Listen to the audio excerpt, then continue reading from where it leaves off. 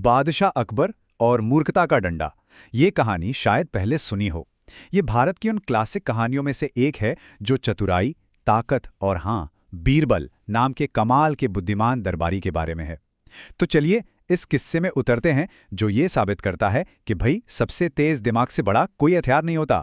तो शुरुआत ही एक ऐसे सवाल से करते हैं जो थोड़ा कह सकते हैं बगावत वाला है। क्या एक बादशाह जिसके पास असीमित शक्ति हो, वो अपने ही राज्य का सबसे बड़ा मूर्ख हो सकता है? सोचने में भी अजीब लगता है ना?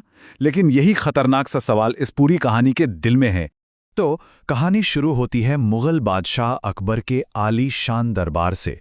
सब कुछ ठीक चल रहा है, लेकिन एक दिन जब बादशाह दरबार में आते हैं तो माहौल एकदम बदल जाता है।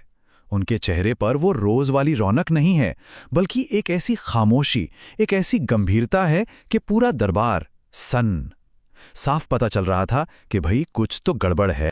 और फिर अकबर अपना वो अजीब, कह सकते हैं लगभग नामुमकिन सा ऐलान करते हैं।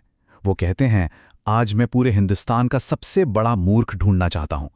अब सोचिए जरा, दरबार में कैसी खलबली मची होगी।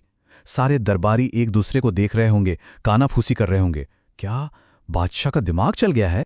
लेकिन कहानी में असली ट्विस्ट तो अब आता है। एक ऐसा ट्विस्ट जिससे सबके कान खड़े हो जाते हैं। बादशाह कहते हैं, जो भी खुद को सबसे बड़ा मूर्ख साबित कर देगा उसे मिलेगा एक बहुत बड़ा इनाम। बस फिर क्या था, दरबार की खामोशी की जगह अब साजिशों की फुसफुसाहटों ने ले ली।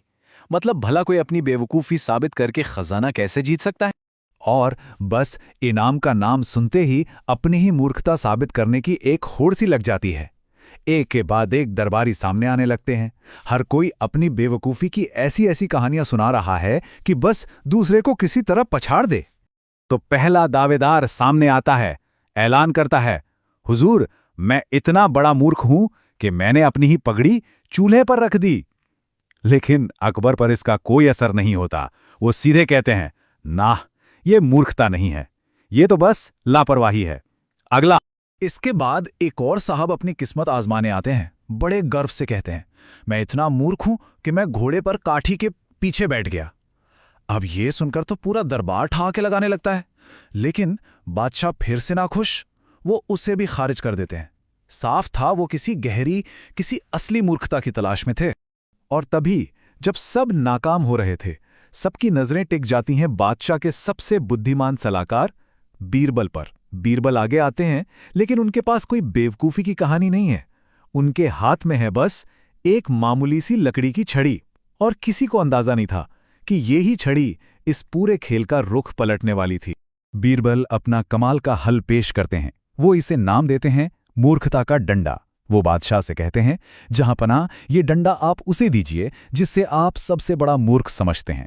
और अगर उस इंसान को कभी खुद से भी बड़ा कोई मूर्ख मिल जाए तो वो ये डंडा उसे सौंप दे। देखिए कितनी चतुराई से बादशाह की एक बचकानी सी खोज को बीरबल ने समझदारी के एक इम्तिहान में बदल दी। बादशाह को बीरबल का ये तरीका भाई बहुत पसंद आता है। वो हंसते हैं और ये चुनौती वापस बीरबल पर ही डाल देते हैं। वाह बीरबल, बहुत खूब। जब ये सुझाव तुम्हारा है तो इस मूर्खता के डंडे को देने की शुरुआत भी तुम ही करो। और बस पूरे दरबार में एकदम सन्नाटा छा जाता है। सबकी सांसें जैसे थम सी जाती हैं। हर कोई बस यही सोच रहा है कि बीरबल ये डंडा किसे देंगे। क्या उन दरबारियों में से किसी को जो पहले ही अपना मजाक बनवा चुके हैं, या उनके दिमाग में कोई और ही चल रहा है? और फिर एक ऐसा कदम उठाया जाता है जिसकी किसी ने सपने में भी कल्पना नहीं की थी। बीरबल पूरे आत्मविश्वास के साथ वो मूर्खता का डंडा सीधे बादशाह अकबर की तरफ बढ़ा देते हैं। सोचिए, पूरे दरबार में कैसी सहरन दौड़ गई होगी। ये तो सीधी सीधी बगावत है। बादशाह का चेहरा गुस्से से तमतमा जाता है। वो अपने सिंहासन से उठ खड़े होते हैं और उनकी आवाज पूरे दरबार में गूंजती है, बीरबल, ये बदतमीजी है। बस इसी एक पल में बीरबल की जान दांव पर लग चुकी थी। लेकिन बीरबल वो बिल्कुल शांत रहते हैं। वो बड़े सम्मान से झुकते हैं और फिर समझाते हैं, जहां पना, अभी के लिए तो ये डंडा आपका है, लेकिन अगर कभी गुस्से के एक पल में आप इस सल्तनत की बागडोर किसी नाकाबिल इंसान को सौंप दें तो बस उस दिन ये डंडा उसे दे दीजिएगा, क्योंकि वो काम आपको सबसे बड़ा मूर्ख बना देगा। और बस एक ही पल में जो हरकत अपमान लग रही थी वो एक बादशाह के लिए सबसे बड़े सबक में बदल जाती है। एक पल के लिए पूरे दरबार में तनाव भरी खामोशी छा जाती है और फिर एक जोरदार ठहाका गूंजता है। लेकिन यह गुस्सा नहीं बल्कि समझ का ठहाका था। बादशाह अकबर बीरबल की इस खतरनाक सी लगने वाली सीख में छुपी गहरी चतुराई को समझ जाते हैं। वो अपने सलाहकार की तरफ मुड़ते हैं और उस गहरी सच्चाई को मानते हैं जो बीरबल ने अभी अभी सबके सामने रखी थी। वो कहते हैं, बीरबल, सच है, अक्ल से बड़ा कोई हथियार नहीं।